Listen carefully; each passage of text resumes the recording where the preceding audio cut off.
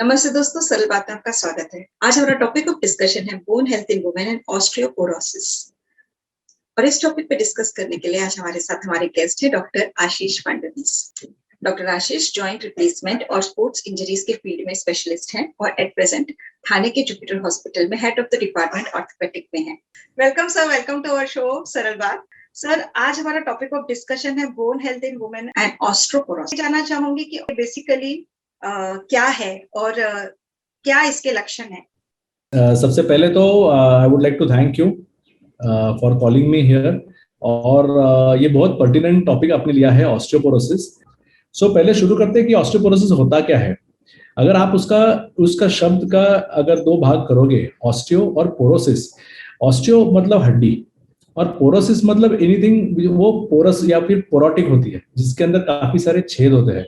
सो इन literal terms ये हड्डियां आपकी जब कमजोर होती है और दे बिकम ब्रिटल, जैसे कि वो गिरने के बाद कोई चीज टूटती है, तो ऑस्टियोपोरोसिस में ये हड्डी वैसे ही होती है।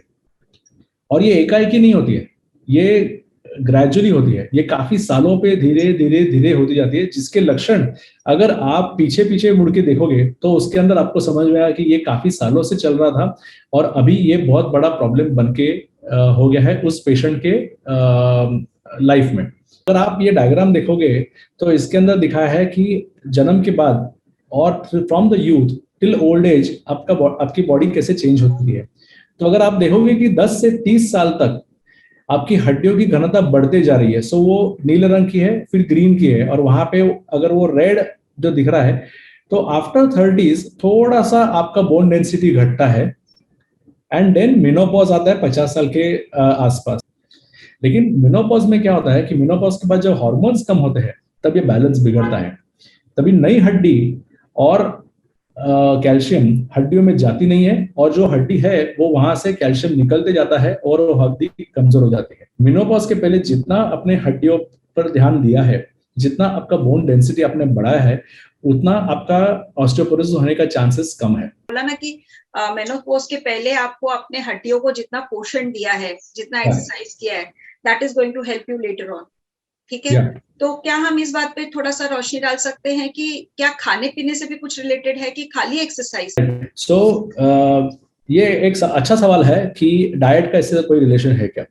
डाइट का रिलेशन कैसा है कि हम इसके लिए ना हम लोग वापस हड्डी किससे बनी हुई है वो देखते हैं। हड्डी में कोलेजन होता है, जो मतलब लेट्स से बिल्डिंग का आप लोग एक ये लेते हैं, एग्जांपल लेते हैं कि उसके अंदर एक स्कैफोल्ड है या फिर आरसीसी है और उसके अंदर सीमेंट भरा हुआ है। तो ये हड्डियों का जो सीमेंट है वो है कैल्शियम।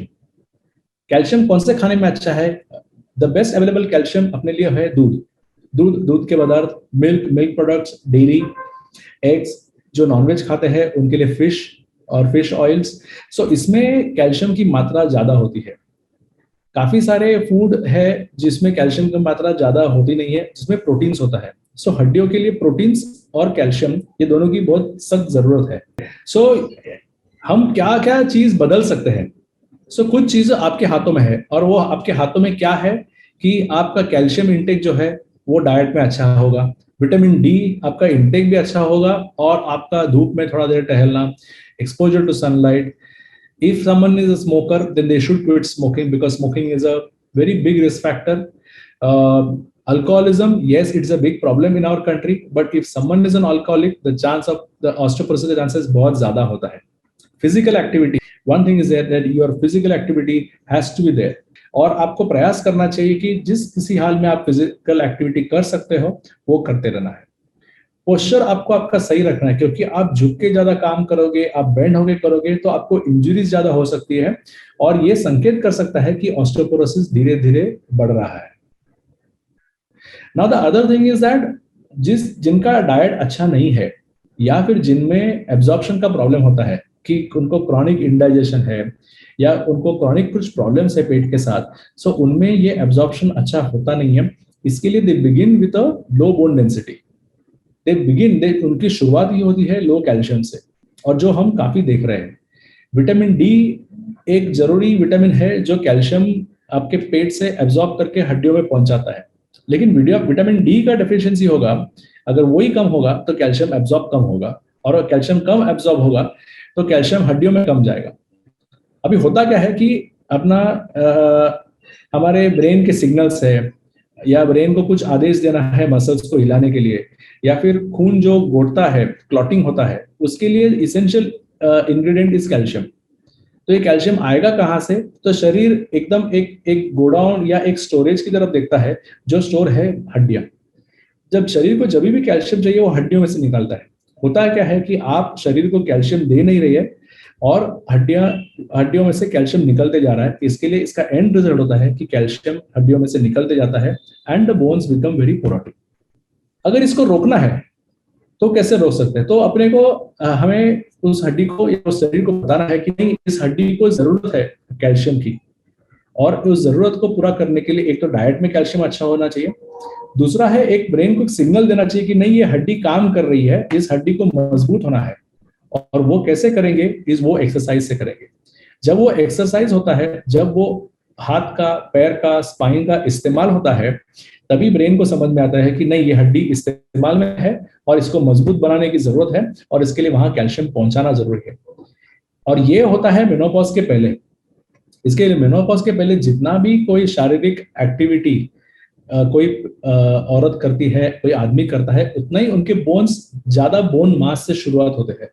अभी मास और बोन ज्यादा घना हो तो उसको कमजोर होने का चांस उतना ही कम मिलता है। मतलब आप सोच सकते हैं कि अगर किसी का मेनोपॉज 50वें साल पे हुआ और उसका लाइफ स्पैन अगर आप देखोगे कि अराउंड 80 तक है, तो 30 साल उसको they have to live with a bone mass which they have accumulated at the age of 50। Menopause के बाद क्या होता है? उसके बाद के डाइट से फर्क पड़ता है कि यस, उसके बाद के डाइट से भी फर्क पड़ता है कि मेनोपॉज के बाद भी ये डाइट बहुत जरूरी होता है, क्योंकि मेनोपॉज के बाद अगर वापस कैल्शियम कम हुआ तो ज्यादा कैल्शियम वहां से निकलेगा। इसके लिए मेनोपॉज के बाद भी सेम थिंग्स आर इसेंशियल। तो सर ये जानना चाहूंगी कि एक व्यक्ति को, स्पेशली जैसे आपने बोला लेडीज में ये प्रॉब्लम ज्यादा पाई जाती है, तो उसको ये इस बात की चिंता क्यों करनी चाहिए, यानी उसको इस बात की फिक्र क्यों रखनी चाहिए कि मुझे ऑर्थोपोरोसिस ना हो जाए?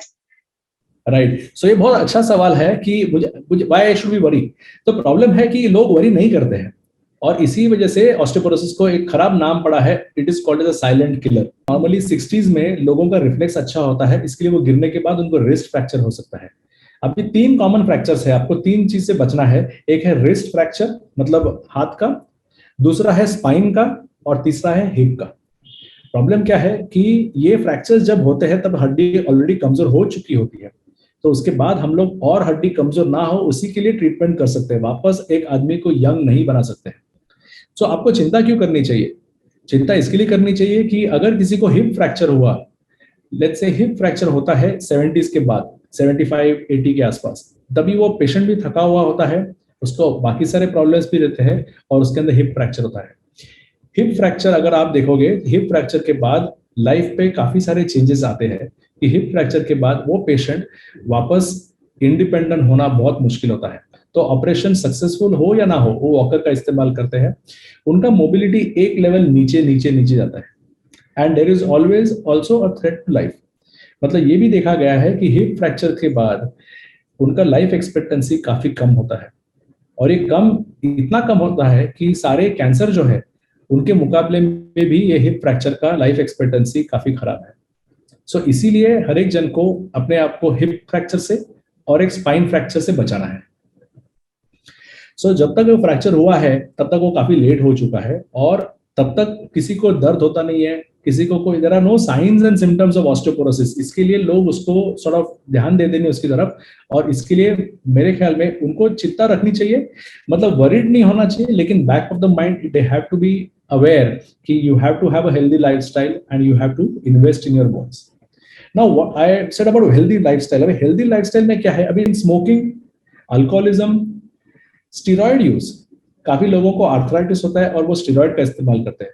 एपिलेप्टिक पेशेंट जो है वो एंटी एपिलेप्टिक मेडिसिन काफी साल लेते हैं।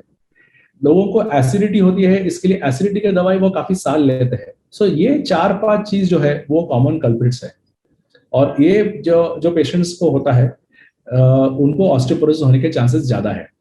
हाउ कैन यू एंश्योर कि आपका बोन डेंसिटी कम नहीं होता है? तो there are very simple tricks. So you have to trick your body into believing, मतलब आपको अपने शरीर को ये बताना है कि इस शरीर का इस्तेमाल हो रहा है। ये जो स्लाइड है वो आपको दिखा रही है कि कौन से एक्टिविटी करने से बोन डेंसिटी ज्यादा बढ़ेगी। सो अगर आप देखोगे कि स्विमिंग और साइकिलिंग जो है उसमें आपके शरीर पे लोड नहीं गिरता है, इसके लिए आपकी हड्डियों की घनता इतनी ज्यादा नहीं बढ़ेगी। सो ये दोनों अच्छे कार्डियो एक्सरसाइज है, बट ऑस्टियोपोरोसिस के चलते और in regards to osteoporosis we would prefer you to walk. Brisk jogging is good. Running और jogging I would not advise, because अगर आपको ऑलरेडी ऑस्टियोपोरोसिस हुआ है या फिर आपको गिरने की संभावना है जिसकी वजह से फ्रैक्चर हो सकेंगे, इसके लिए हम लोग एक्टिवली रनिंग या जॉगिंग बोलते नहीं है, लेकिन रनिंग या जॉगिंग में आपके शरीर पे लोड ज्यादा आता है, इसके लिए बोन डेंसिटी ज्यादा अच्छे से मेंटेन होती है। Last is jumping. So jumping is again I would not advise you to jump, though इसमें बोन डेंसिटी अच्छे से बढ़ती है। स्ट्रेंथ ट्रेनिंग जो है, मतलब जिम में जाके डंबल्स उठाना, वेट ट्रेनिंग करना within limits of pain, मतलब आपके शरीर की आप सुनिए और उसके हिसाब से आप उसको लोड कर सकते हो। आजकल पिलाटेस आए हैं, बैलेंस एक्सरसाइज आए हैं, लेकिन सिंपल इंडियन लाइफस्टाइल में रेगुलर वॉक, ब्रीदिंग, मतलब we see people in the garden, they are doing certain balance exercises, they are doing stretching exercises, maintaining a good posture and working in that posture. So these are the tricks that you can continue to tell your body that the bones are being used to deposit calcium in the bones and therefore maintain your bone density. मैं ये नहीं कह रहा हूँ कि bone density बढ़ जाएगी, लेकिन bone density और घट नहीं जाएगी। So is this genetic?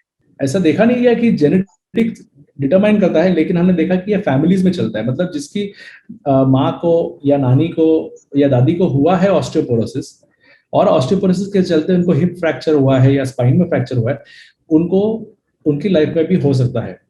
दूसरा क्या होता है, जेनेटिक की वजह से मतलब देयर आर कोई पेशेंट्स होते हैं जिनकी हाइट कम होती है, जिनका बोन डेंसिटी कम होता है शुरू से और मेनोपॉज के बाद और कम हो जाता है, सो उनको भी हो सकता है। सो ये हमें पता है कि इट रन्स इन फैमिलीज।